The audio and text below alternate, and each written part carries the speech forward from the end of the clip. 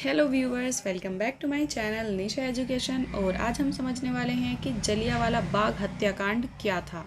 आपने इसके बारे में 9th क्लास और 10th क्लास में पढ़ा ही होगा, लेकिन अगर आपको नहीं समझ में आया तो मैं समझा देती हूँ। तो देखिए, जलियांवाला बाग हत्याकांड को इतिहास का सबसे बड़ा गोलीकांड माना जाता है, क्योंकि इसमें बहुत सारी अंधाधुंध फायरिंग की गई थी, मतलब गोलियाँ चलाई गई थी।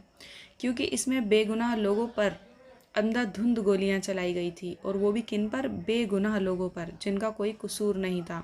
और ये क्रूरता पता है किसने दिखाई थी? ब्रिटिश शासन ने। क्योंकि उस टाइम का जो समय था वो औपनिवेशिक काल था। औपनिवेशिक काल किसे कहते हैं? मतलब जिस टाइम में एक देश दूसरे देश पर कब्जा कर लेता है, अपना अधिकार जमाता है। जैसे कि हमारे देश पर अंग्रेज़ों का शासन था, ब्रिटिश शासन था, जिसे हम औपनिवेशिक काल कहते हैं। तो ये उस टाइम की बात है। ये बात है 13 अप्रैल 1919 की। 1919 13 अप्रैल, डेट याद रखिएगा। ये वो दिन था जो हर भारतीय को सदियों के लिए एक गहरा जख्म दे गया, क्योंकि इस दिन बहुत ही बड़ा हत्याकांड हुआ था।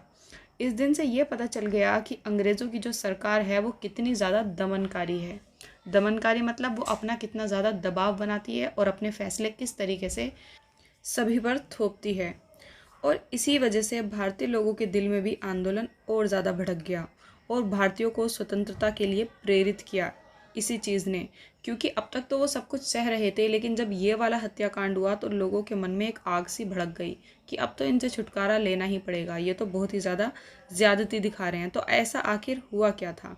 तो देखिए, जलियांवाला बाग अमृतसर के स्वर्ण मंदिर के पास का एक छोटा सा बगीचा है, उसका नाम है जलियांवाला बाग, जहां 13 अप्रैल 1919 को गोलियां चलाई गई थी।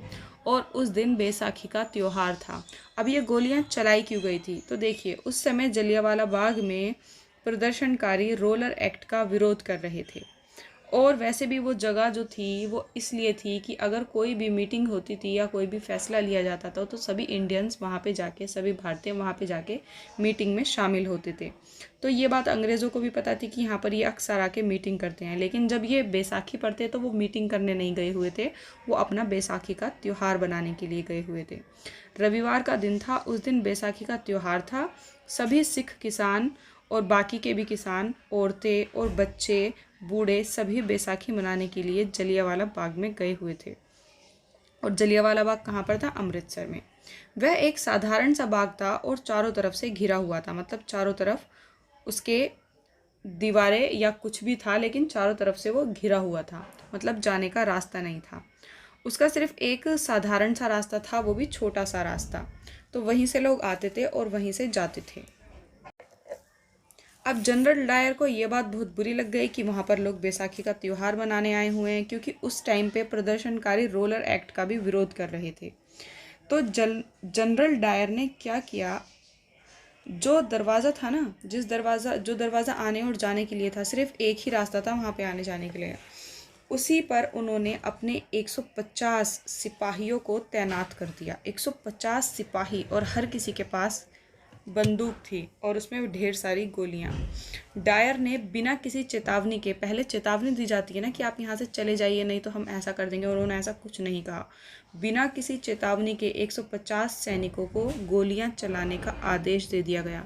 आप सोचिए, 150 सैनिक अगर एक एक गोली भी चलाएंगे तो कितनी गोलियां चलेंगी? 150। और अगर वो अंधाधुंध गोलियां चलाएंगे तो वहाँ पे कितनी गोलियां चली होंगी? हज़ारों गोलियां चली होंगी, और वो भी भीड़ के ऊपर। और वो भीड़ वहाँ से भाग भी नहीं पाई, क्योंकि जाने का रास्ता नहीं था, और जाने वाले रास्ते पर तो वो गोलियां लेकर खड़े हुए थे। बच्चों पर, बूढ़ों पर, औरतों पर, आदमियों पर, किसी भी मासूम को नहीं बख्शा गया, किसी को भी नहीं छोड़ा गया। कुछ ही सेकंड में 1650 गोलियां चला दी गई। ब्रिटिश सरकार के आंकड़ों के अनुसार वहाँ करीब 300 लोग मारे गए थे। ये ब्रिटिश सरकार का आंकड़ा है, उन्होंने कहा कि करीब 300 लोग मारे गए हैं, लेकिन वहाँ 300 लोग नहीं मरे थे। पूरा जलियांवाला बाग पूरा खून से नहला दिया गया था। वहाँ पे ज़्यादा लोग मरे थे, बहुत ज़्यादा। क्योंकि आप खुद सोचिए, 150 सिपाही अगर अंधाधुंध गोलियाँ चलाएंगे तो कितने लोग मारे जाएंगे, और वो भी जब भागने का रास्ता ना हो। सिर्फ वही लोग वहाँ पर बचे थे। वहाँ पर जो लोग थे उन्होंने ये कह दिया था कि सभी लेट जाओ, क्योंकि अगर वो लेट जाएंगे तो पता नहीं चलेगा कि कौन मरा है और कौन बचा है, और वो गोली से बच जाएंगे। तो जो लोग लेट गए थे वो लोग बच गए थे, बाकी जो खड़े हुए थे उनमें से कोई नहीं बचा था। लेकिन इसमें उस टाइम उनकी सरकार थी तो वो जो कहते थे वही चलता था मीडिया में भी और हर जगह। तो उन्होंने कहा कि करीब 300 लोग मारे गए थे, लेकिन वहाँ 1000 से भी ज़्यादा लोग मारे गए थे। जिस जगह ये घटना घटी थी उस समय पंजाब के अमृतसर में स्थित जलियांवाला बाग लोगों के लिए एक जनसभा आयोजन करने की जगह थी। अगर कोई भी मीटिंग होती थी तो लोग वहीं पर एक दूसरे को बुलाते थे और वहीं पर बैठ के मीटिंग किया करते थे।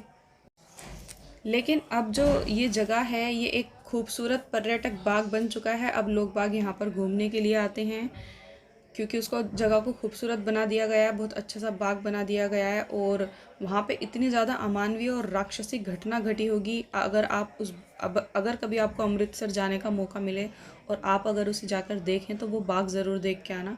वहाँ आपको देख के लगेगा नहीं कि यहाँ पे इतनी ज़्यादा बुरी घटना घटी होगी, इतनी ज़्यादा राक्षसी घटना घटी होगी जहाँ इतने सारे लोग, इतने सारे मासूम लोग मारे गए होंगे और ये बाग उस टाइम किस हालत में होगा।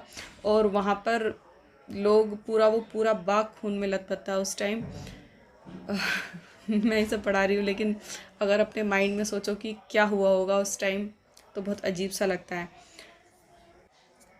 इतनी खूबसूरत जगह को देखकर अंदाज़ा नहीं लगाया जा सकता कि किसी वक्त यहाँ पर इतनी अमानवीय घटना घटी होगी। आई होप आपको ये टॉपिक समझ में आया होगा। अगर आपको किसी और टॉपिक पर वीडियो चाहिए या फिर किसी वर्ड का मीनिंग जानना है तो आप मुझे कमेंट बॉक्स में बता सकते हैं। और वीडियो को लाइक करना मत भूलना। मिलते हैं नेक्स्ट वीडियो में। Bye guys.